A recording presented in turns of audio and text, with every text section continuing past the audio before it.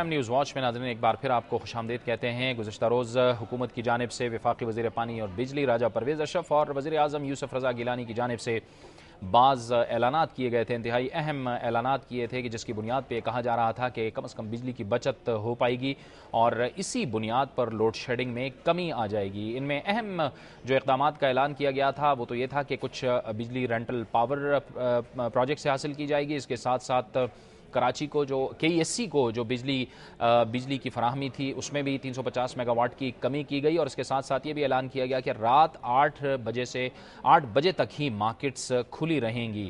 آج لاہور میں کیا صورتحال رہی، اس بارے میں ہم مزید جانیں گے دنیا نیوز کے نمائندے زاہد عابد سے۔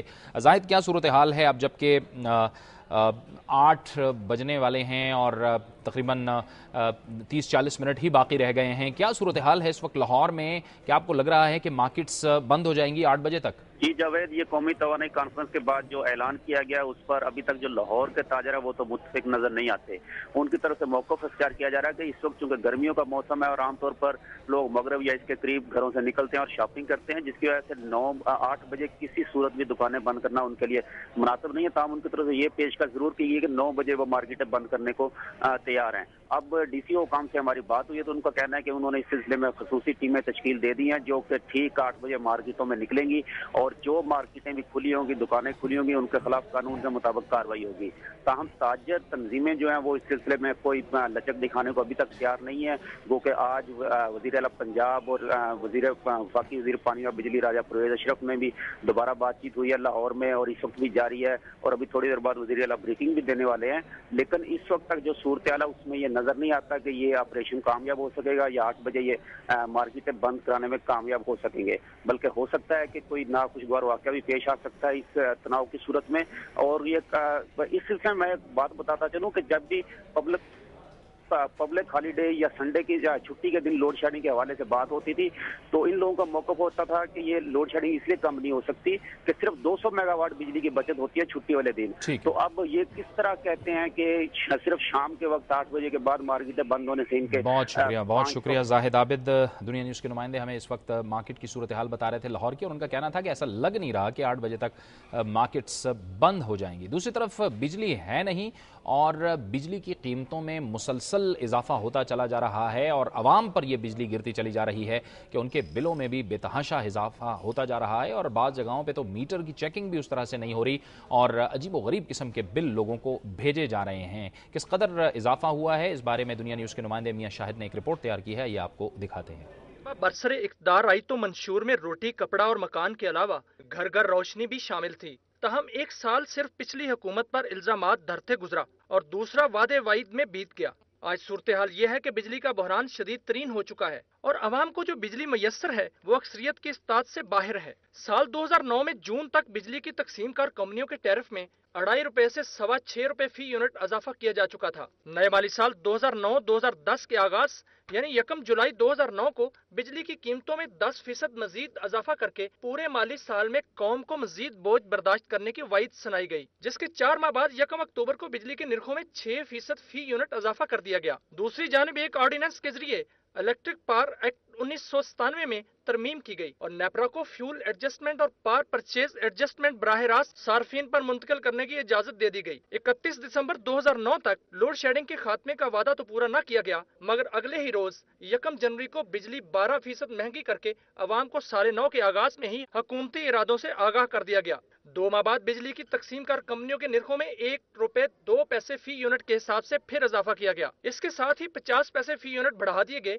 حکومت IMF، ورلڈ بینک اور ایشین ڈیولپمنٹ بینک کی شرائط پر سبسڈی ختم کرنے کی شنید بھی سنا چکی ہے۔ صارفین گزشتہ 2 سالوں میں بجلی کی قیمتوں پر 100% اضافی بوجھ برداشت کر رہے ہیں۔ ملک کی تاریخ میں پہلی مرتبہ نرخوں میں یہ اضافہ ان صارفین پر بھی لاگو کیا جا رہا ہے۔ رپورٹ آپ دیکھ رہے تھے کہ مسلسل بجلی کی قیمتوں میں اضافہ ہو رہا ہے، اور بجلی نہ ہونے سے لوڈ شیڈنگ کی وجہ سے جہاں दीगर मईशत को नुकसान पहुँच रहा है, वहीं सनतों को भी बुरी तरह नुकसान पहुँचा है। इसमें एक सनद जो लेदर इंडस्ट्री है उसे भी बुरी तरह से, लेदर इंडस्ट्री को भी इसने मुतासर किया है। इस वक्त हमारे साथ टेलीफोन लाइन पर मौजूद हैं पाकिस्तान लेदर एसोसिएशन के चेयरमैन चौधरी जुल्फ़िकार। बहुत बहुत शुक्रिया चौधरी जुल्फ़िकार साहब। एक तो लोड शेडिंग हुई, फिर बीच में ज़ाहिर है कि जो आइसलैंड का वाक़या हुआ उसकी वजह से एयर ट्रैफिक पर भी काफ़ी असर पड़ा। किस हद तक इन दोनों चीज़ों ने लेदर इंडस्ट्री को मुतासर किया है? अस्सलाम वालेकुम जी। वालेकुम सलाम। लेदर गारमेंट इंडस्ट्री जी लेदर सेक्टर में पाकिस्तान की सबसे बड़ी इंडस्ट्री है। लेदर सेक्टर पाकिस्तान का $1.2 बिलियन की इंडस्ट्री है, जो कि दुनिया में $98 बिलियन की इंडस्ट्री का 1% के करीबन है। पूरे पाकिस्तान में तकरीबन 400-450 के करीब हमारी फैक्ट्रीज हैं लेदर के मुतल्लिका। SMEs हैं, कारखाने हैं, बड़े हैं, दरमियाने हैं। लोड शेडिंग ने इसको बुरी तरह हर्ट किया जी। लोड शेडिंग की वजह से और हमारे सियालकोट में तकरीबन फैक्ट्रीज हैं।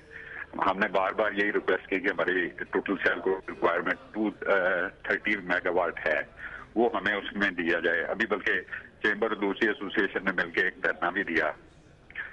गवर्नमेंट ने अब मेजर्स लिए हैं कुछ शॉर्ट टर्म, तो शॉर्ट टर्म जो मेजर्स लिए हैं मुझे नहीं पता कि इसका इफेक्ट क्या होना है, लेकिन इसको इम्प्लीमेंट जरूर होना चाहिए। लेकिन इसमें से अगर लॉन्ग टर्म करना चाहिए तो वो तो इलेक्ट्रिसिटी की प्रोडक्शन की बात होनी चाहिए। ठीक है, लेकिन फिर भी अगर आप ये करें कि जितनी स्ट्रीट लाइट्स हैं ये सोलर एनर्जी पे चलें, कम से कम बड़ी बड़ी जो हैं सोसाइटीज हैं जिस तरह DHA वगैरह हैं, तो इनको चाहिए कि ये करें, सोलर एनर्जी के लिए इन पे कानून हो जाना चाहिए।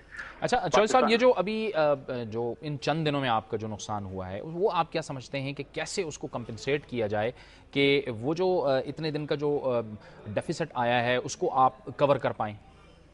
मतलब ये आप वोल्केनो के हवाले से बात कर रहे हैं? जी बिल्कुल बिल्कुल बिल्कुल, ये दोनों हैं, असल में दोनों फैक्टर्स हैं। एक तो लोड शेडिंग भी है और आइसलैंड वाला फैक्टर भी है।